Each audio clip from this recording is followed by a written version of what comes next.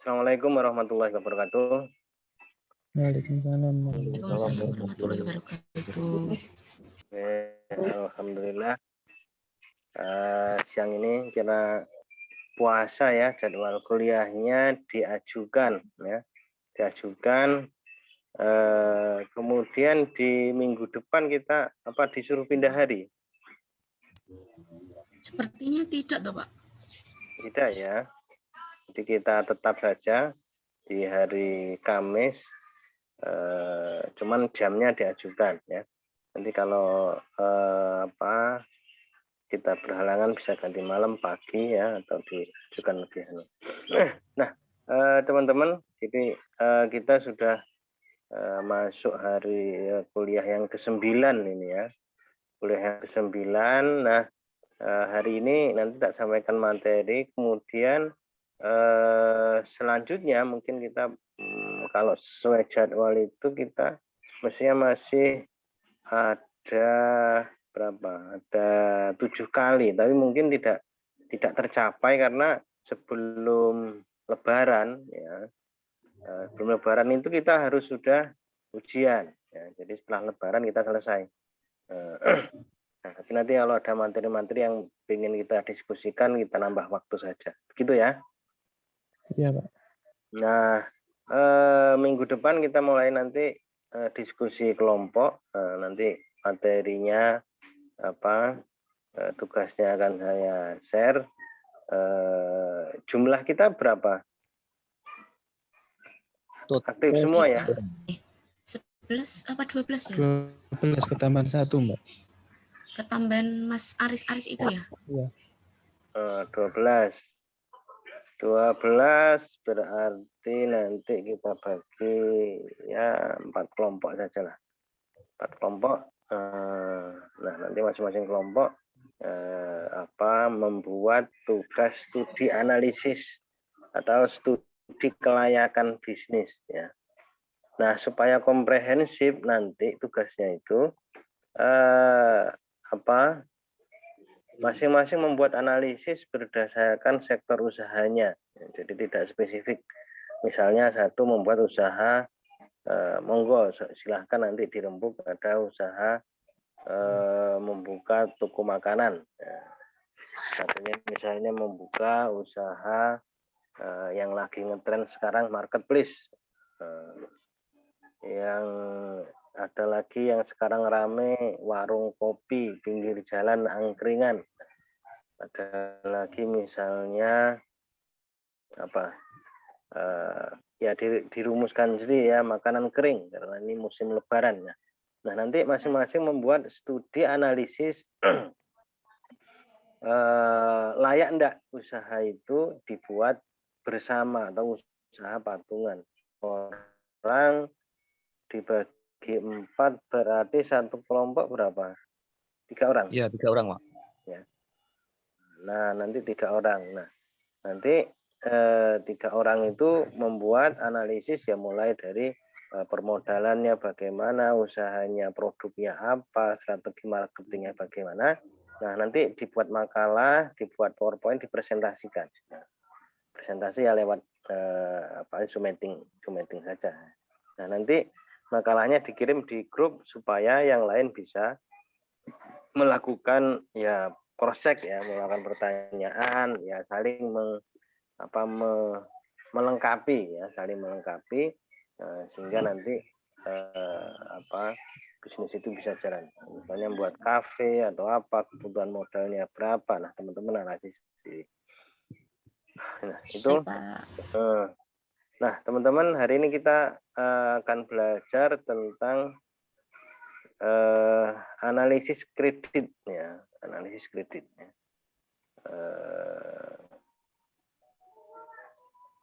Analisis kredit, ada yang sudah punya hutang ya? Belum ya?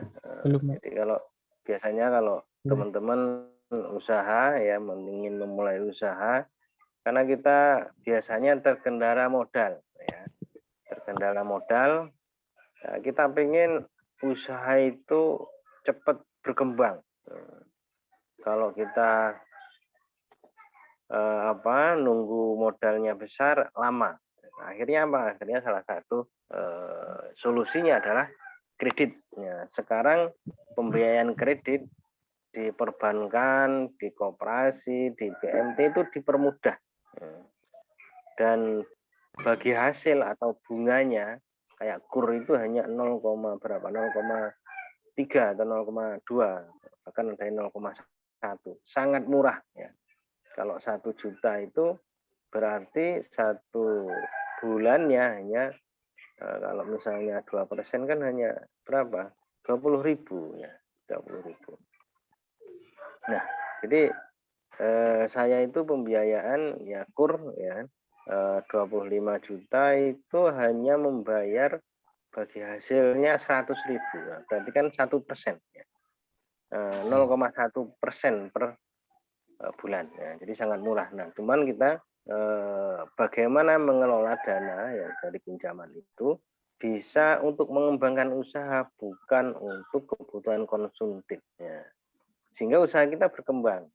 Biasanya kalau mereka yang sudah berkeluarga atau apa mikirnya pendek ya. Jadi dana pinjaman tidak digunakan untuk usaha tapi untuk kebutuhan lain ya, sehingga ketika saat pengembalian nah itu kebingungan. Nah, mari kita pelajari bersama apa itu bagaimana melakukan analisis kredit. Jadi kalau kita punya usaha kita nanti ini butuh tambahan modal, perlu enggak sih kita ngambil pembiayaan di perbankan? Risikonya apa, syaratnya bagaimana ya, kemudian dalam pengelolaan uang pengembaliannya bagaimana sehingga menguntungkan ya, sehingga menguntungkan.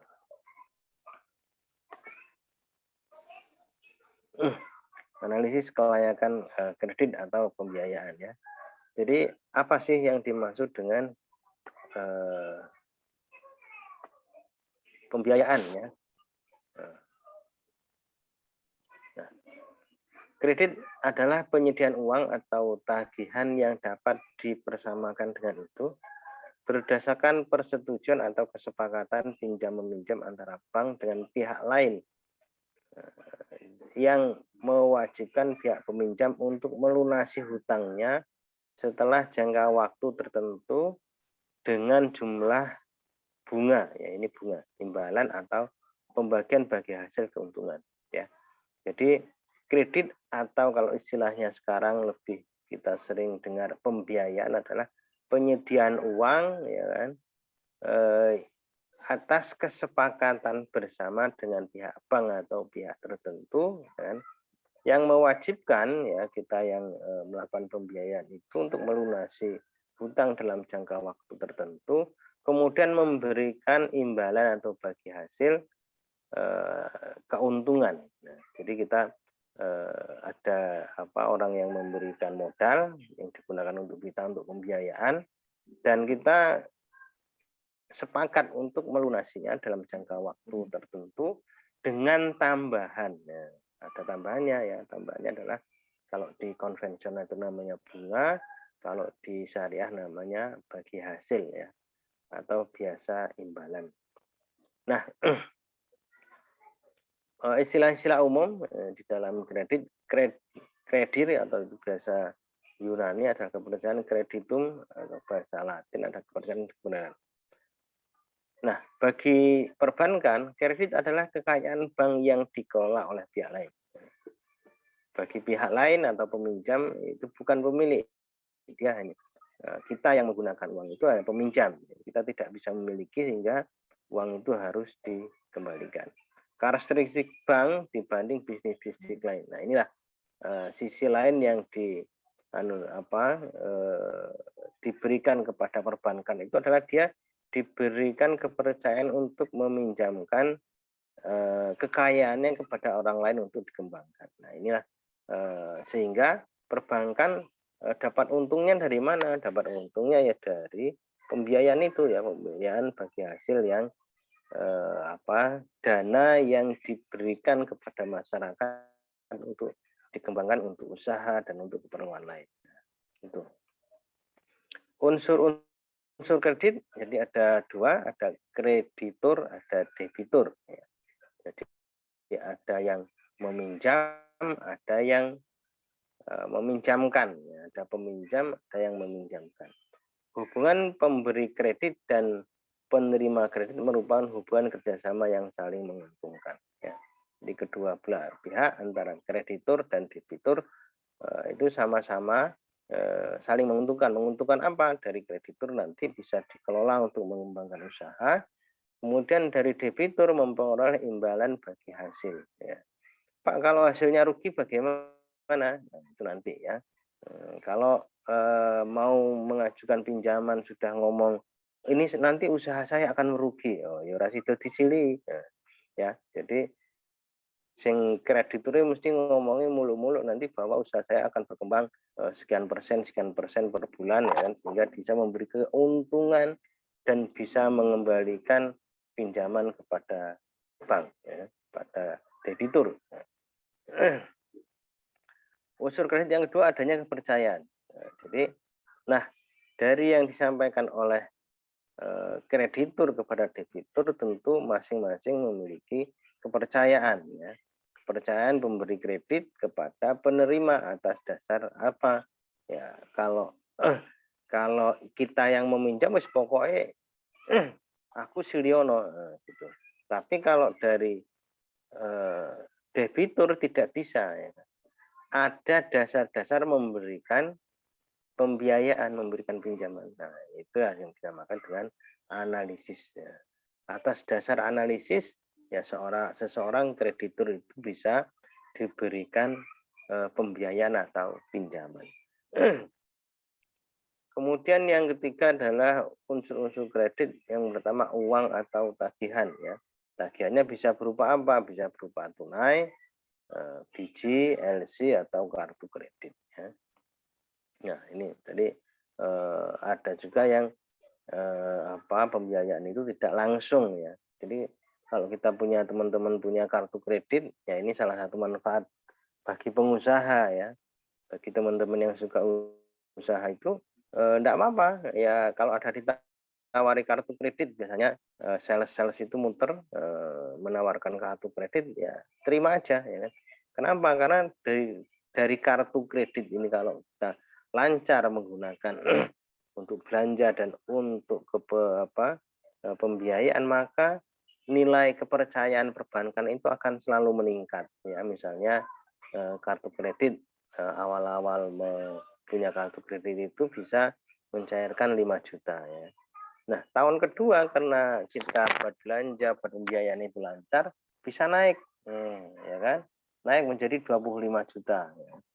Ketika uang yang dipercayakan bank 25 juta ini kita optimalkan dan bisa kita gunakan ya kan, maka akan naik lagi di tahun berikutnya menjadi 50 juta ya kan, bahkan sampai 100 juta.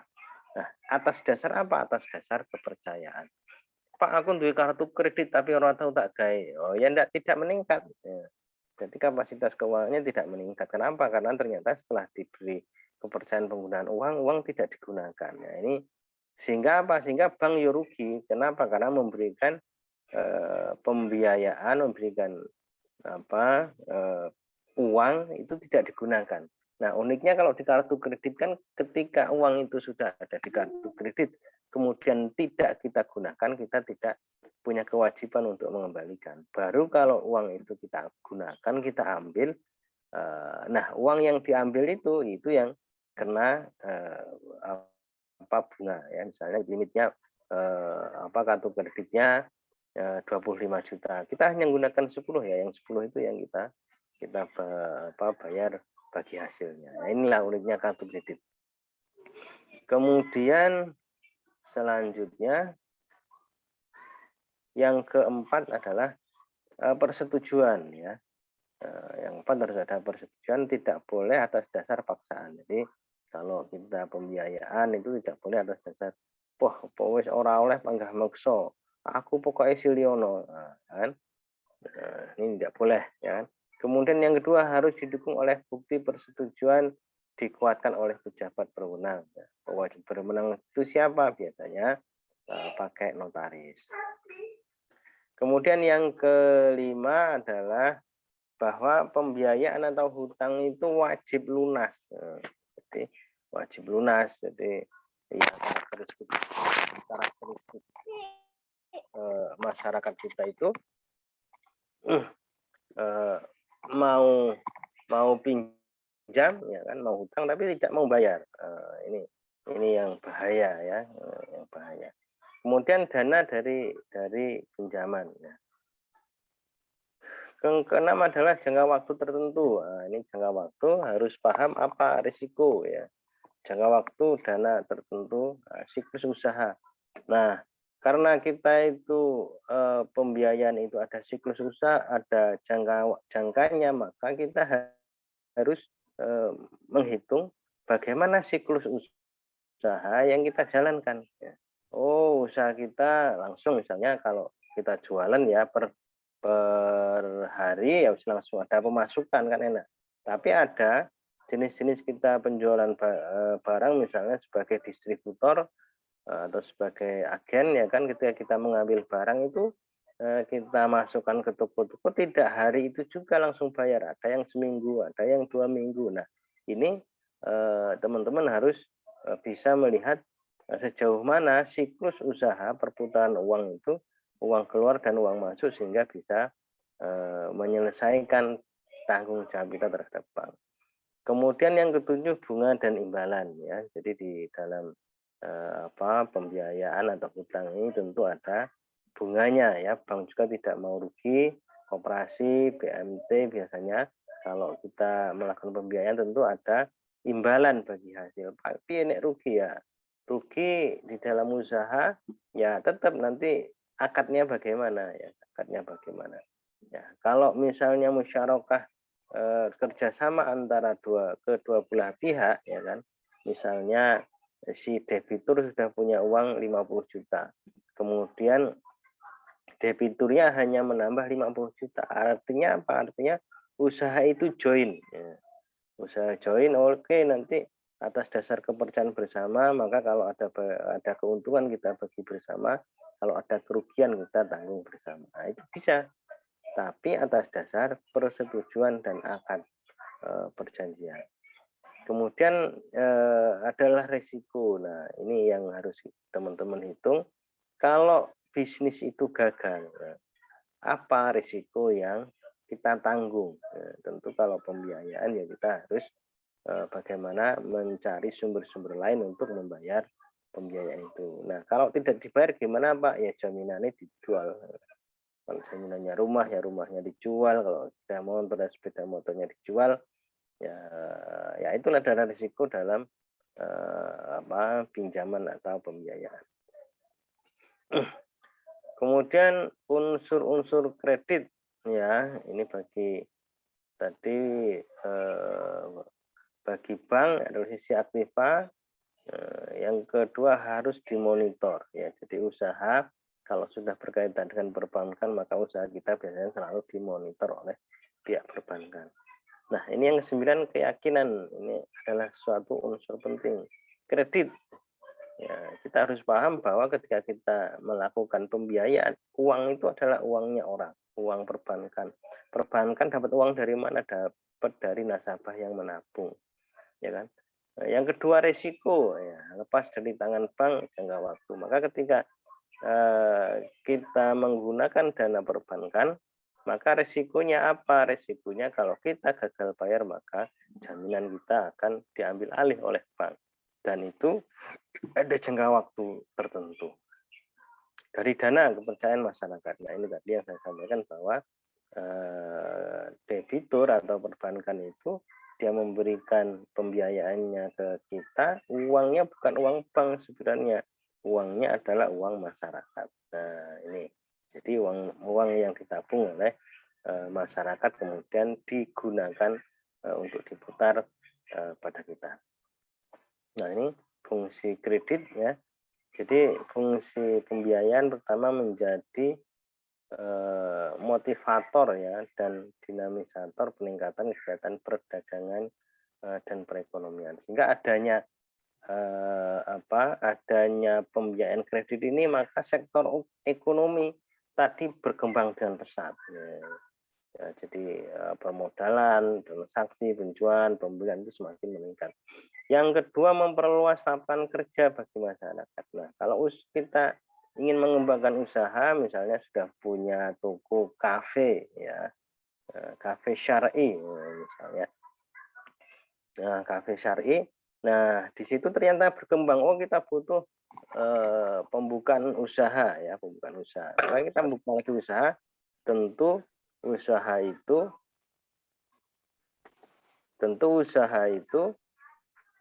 ini usaha itu butuh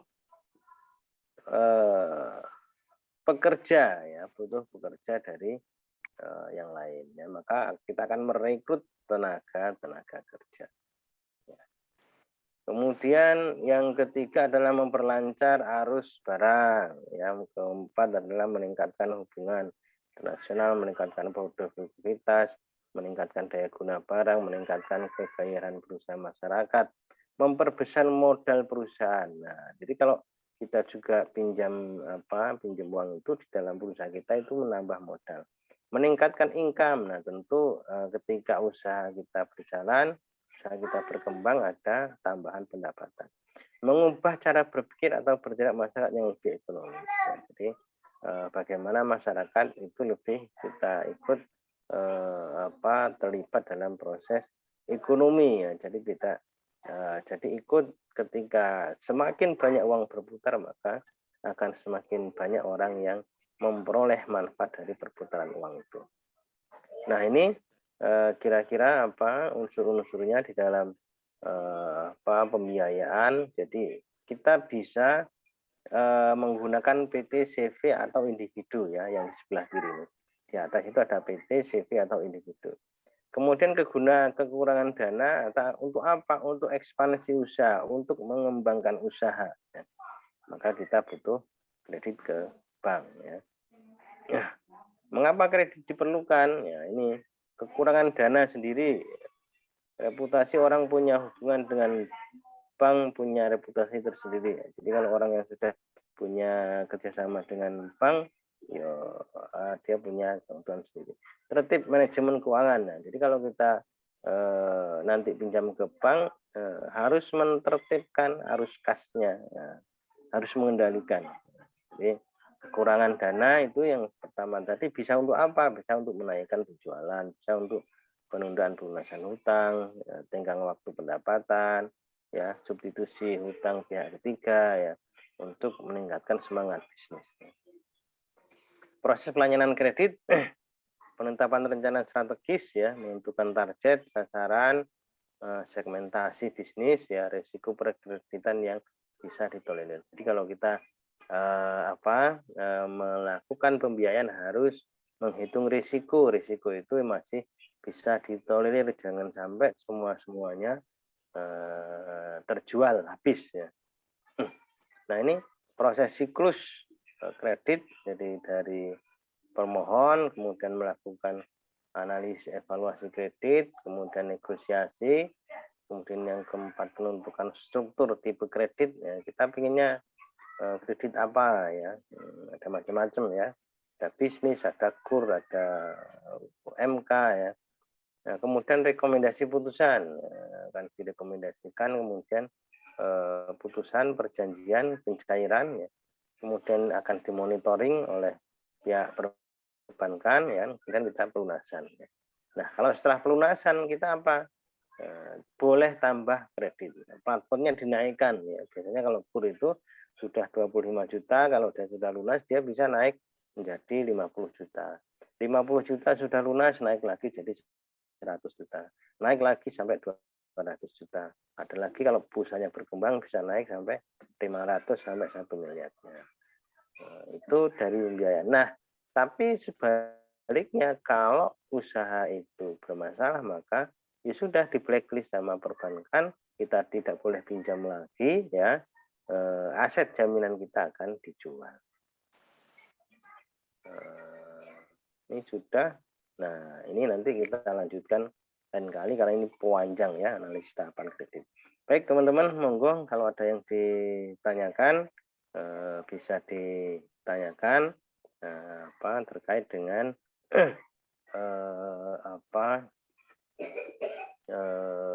proses analisis kredit. Monggo teman-teman.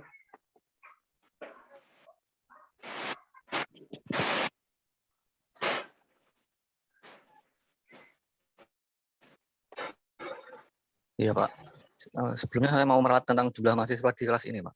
Jumlahnya itu jumlahnya 11 bukan 12. Soalnya yang dulu Q2 itu kan keluar. Kalau ketambahan Mas Aris jadi 11 lagi. 11 ya? Ya. Ya, ya kalau untuk Mas Aris itu sepertinya belum masuk ke grup studi kelayakan bisnis. Ya kalau ada enggak apa-apa dimasukkan aja. Berarti cuma 10 ya ini kita. Kalau di grup kan cuma 10 Mbak. Atau Mas Aris yang atas nama Staimta itu? Atau bukan? Atau Coba yang Staimta itu siapa ya? Halo, mungkin ada bisa Mas Staimta.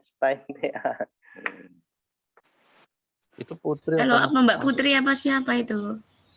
Halo. Staimta. Tinggal turu paling.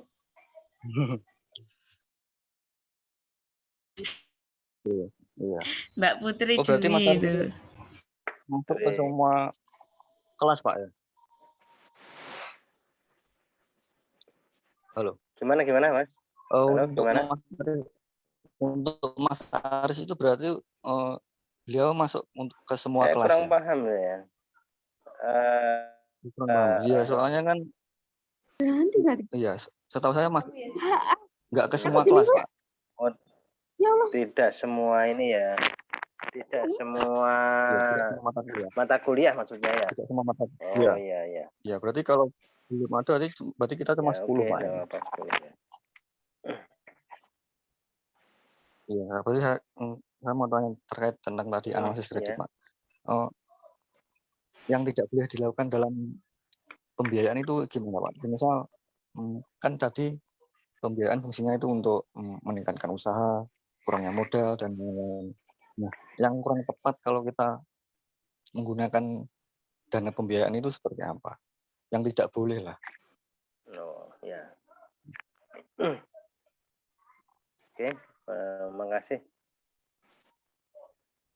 Mas Wahyu ya. Celukannya siapa? Firman apa Wahyu? Wahyu aja Pak. Wahyu ya. Oke Mas Wahyu. Jadi yang tidak boleh itu pembiayaan itu sing nggak membayar. Jadi sudah punya niatan saya mau pinjam uang tapi nanti tidak saya bayar, mau saya kemplang. Ya, nah ini guyonan. Nah, tetapi kalau kita mau pembiayaan itu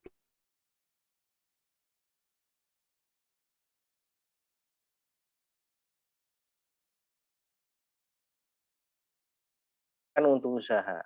Maka kalau pembiayaan digunakan untuk usaha, itu biasanya platformnya selalu meningkat dan sampai besar. Makanya saya sampaikan tadi, platformnya bisa sampai 1 miliar. Kalau itu digunakan untuk usaha. Kenapa? Karena pembayarannya sudah jelas. Ya, misalnya Mas Wahyu punya produksi, taruhlah misalnya produksi songkok, ya kan? Produksi songkok kalau tidak melakukan pembiayaan misalnya per bulan hanya bisa memproduksi 100. Padahal permintaan di market sudah ada 500 per bulan. Maka itu sangat logis dilakukan pembiayaan. Kenapa? Karena sudah marketnya sudah ada, tinggal menambah jumlah produksi. Nah, perbankan sangat senang. Kenapa? Karena dia akan mendapatkan pembayaran lancar. Maka semakin hari, semakin tahun nanti kalau sudah lunas akan ditawari lagi dengan jumlah yang lebih besar. Nah, yang tidak boleh itu atau kurang baik itu kalau untuk kebutuhan konsumtif. Konsumtif itu apa? Kita tidak punya pendapatan tetap, ya misalnya usaha ini baru kembang, jualan bakso, ya kan? Nah, moro-moro kita sudah ngambil sepeda motor dengan budget misalnya pendapatan kita misalnya baru 1 bulan 2 juta, ya kan. Nah, kita mengambil sepeda motor baru dengan pembayaran 1,5 juta. Berarti kan kita hanya tinggal punya uang pendapatan 500.000 untuk kebutuhan sehari-hari. Nah, ini tidak bagus untuk keuangan. Kenapa? Karena nanti mesti kita kewalahan. Nah, sehingga pembiayaan konsumtif itu harus dipertimbangkan kegunaan dan manfaatnya untuk pembelian produk ataupun barang itu untuk meningkatkan usaha.